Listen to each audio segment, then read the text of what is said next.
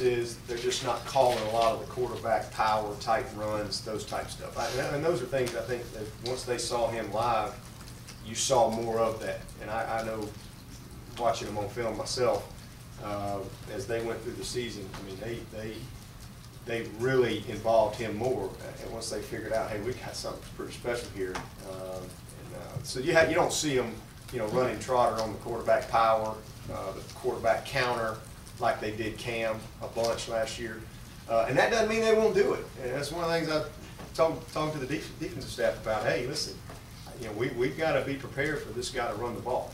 He's adequate. He's an adequate runner, and he can hurt you, especially with, we didn't tackle the quarterback very well last week. So I think we will see him run the ball a little bit.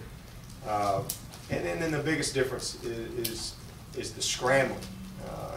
There's plays last year where, I mean, you play great defense, and then this guy's just better than your guy, and he scrambles for 30 yards.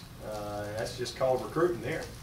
And play great defense and cover them up and do everything, and then one guy doesn't make the tackle and he runs for 30. And so that's the biggest difference right now, I think, in the team. Does he remind you of the Trotter talking about? Remind you of Dalton over at TCU?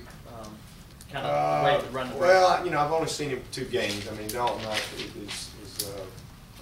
think just played more, and we'll see. But I think he's got the potential to be a very solid player for him. I really do. He seems to really understand what they're doing. I think Gus is trying to be smart with him, especially early, because he's a first-time starter as well. But he's just going to get better. We'll see how he does. But I think he's a very good thrower. He's made some real timely throws for him, and but hopefully he has an off day on Saturday.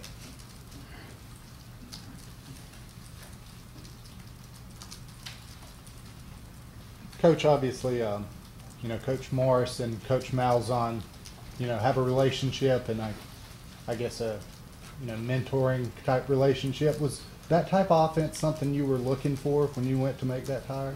No, it wasn't necessarily, this is an offense I want. No, I had different things in my mind, and as far as the package that I wanted to put together here, but the biggest thing was, because I didn't know Chad Morris at all. Certainly didn't know he knew Gus Malzahn until I got into the process, and that was one of his references. And so I called Gus up, talked to him several times. In fact, he sent me a text yesterday saying that we're supposed to spot him 7 points since he helped me out with Chad. And I said, I think a 17-game winning streak and our debacle in overtime last year kind of trumps that deal. So, but he was just very helpful in trying to understand who Chad was, background. I mean, I talked to players, parents, and several coaches. Mike Sherman, Texas A&M, a lot of people. But Gus was a guy that was very, very helpful in me, making a decision toward Chad. It was a great reference for him. For as close as that game was last year, and you talked about how well you matched up and really could have won the game, why do you think the two team seasons took such drastic turns from that point? Well, I think that, they had a little bit more than we had in the tank. We got some guys hurt that really affected us. And, and our guys, and I don't want to take anything, and I know we didn't have a great season. We certainly didn't have a good record. But our guys played hard. And, we lost 5 games by 6 points or less, and nobody wants to hear that. So our kids continued to compete, but we just didn't have quite as much in the tank as Auburn. And I think, something like that, a game like that, can really, create a lot of momentum for you. And I think it really gave them that boost. They're down 17 points. They come back and they win the game, and then they had some kind of things go their way there, and it just seemed to just propel them. And I would say they'd probably tell you the same thing, that game probably was the catalyst for them bringing it together, pulling it together as a football team. Because I'm not sure they even knew really what they had at that time. And, so, you know, my hat's off to them because you know, what they did last year is not easy to do. Not easy to do at all. And they got better and better as the season went. So, and they found a way to win, and that's what good teams do. It's not about, well, you only beat this team by this much, or, you know, I mean, heck, we won the national championship in '92, and we were down to La Tech going in the fourth quarter, and David Palmer took the punt back to the house, and we won 13-7. We're down 6-0 to Tulane, at Tulane. You talk about a butt thrashing at the half right there, and we come back and beat them. But we got better. We found a way to win, and we want to win the national championship. Nobody looked back and said, oh, well, they only beat this team by this much and this much. You know, we just found a way to win, and that's what Auburn has done. And I give them all the credit. I don't know if they've been a dominant team. I don't know that I would say that. But they've been a team that has found a way to win every week in that game. Somehow, some way, somebody's made a play. And you got to give them a ton of credit for that. And then as that ball gets rolling, and that culture is created, and you get the momentum and that swagger and that belief that comes from having those experiences, you recruit good players. You have a chance to put a streak together like they've done. But again, you know, that's why it's a great opportunity for us this week, because we want to create our own streak here. Yeah, but you seemed concerned in August about your second string as a whole and the depth. After 2 games, how comfortable do you feel putting those guys in a game like this? Well, I'm still not very comfortable, but I'm a little better than I was going into the game, just because I have seen some of them play, and you know, some of them guys in the defensive line, you know, Grady and Deshaun, and Tavares and Corey, you know, those are guys that they've got to play, and you know, they have played now, so I got a little bit more comfortable with them, but we're still a long way away from being where we need to be and where we're going to be. These are going to be good players. Stephon Anthony, Tony Stewart, some of those guys, you know, some of those young secondary guys, they're just going to continue to grow up. But we're still a ways away from really being solid from a depth standpoint. I think at receiver, I've got a real comfort zone with what we have there, and then you know, I think at running back, we're still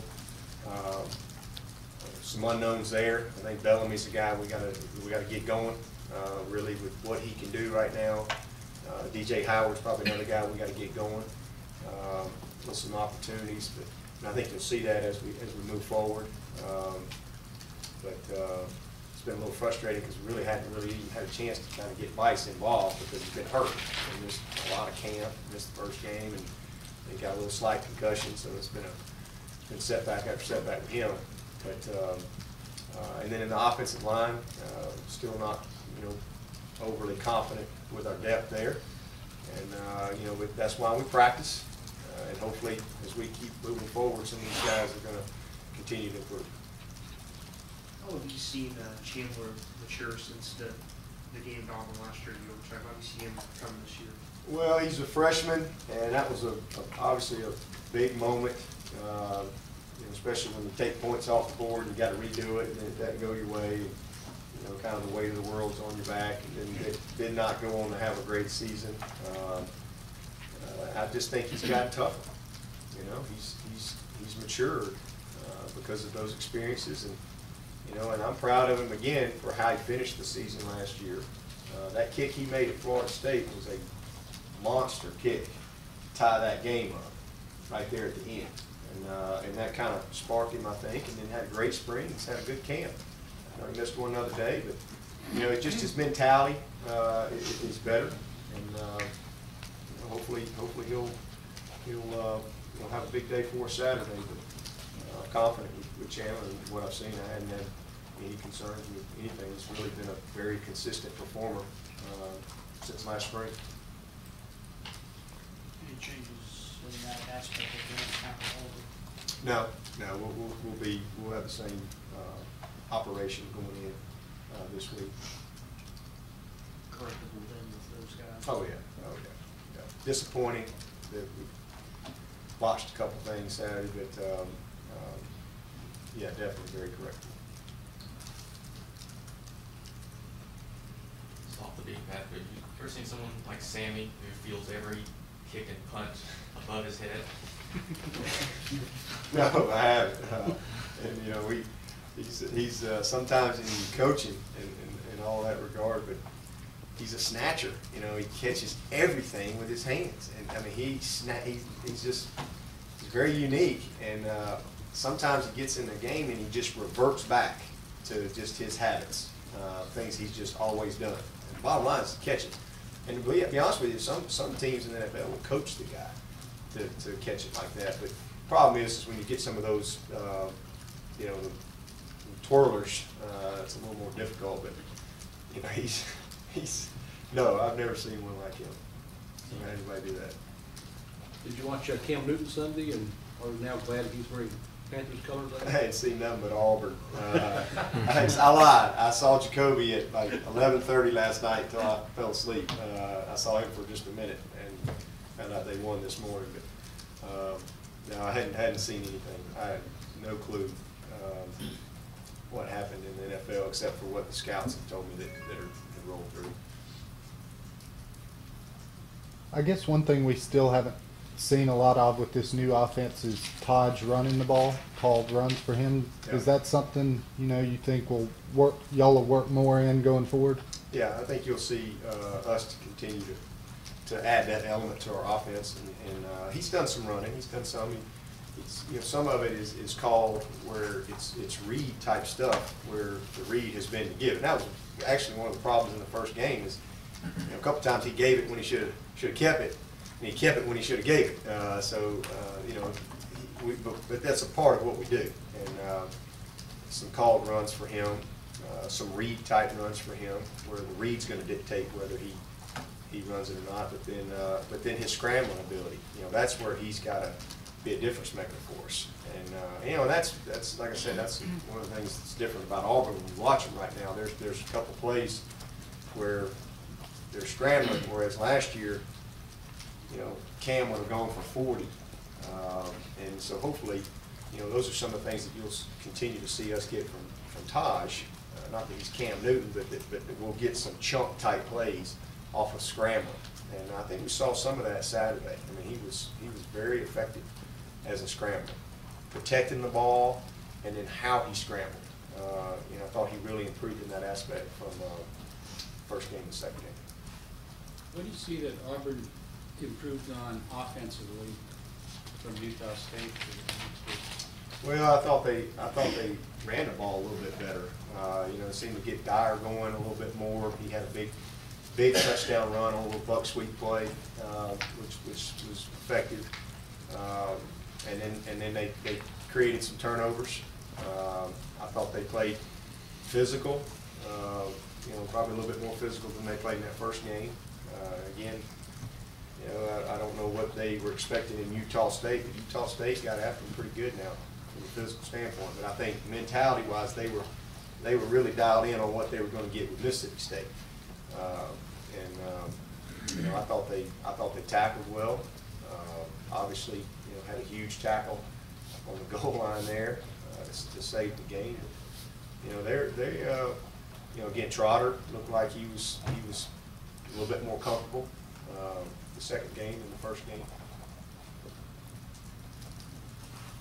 Both you and Chad mentioned that you'd like to see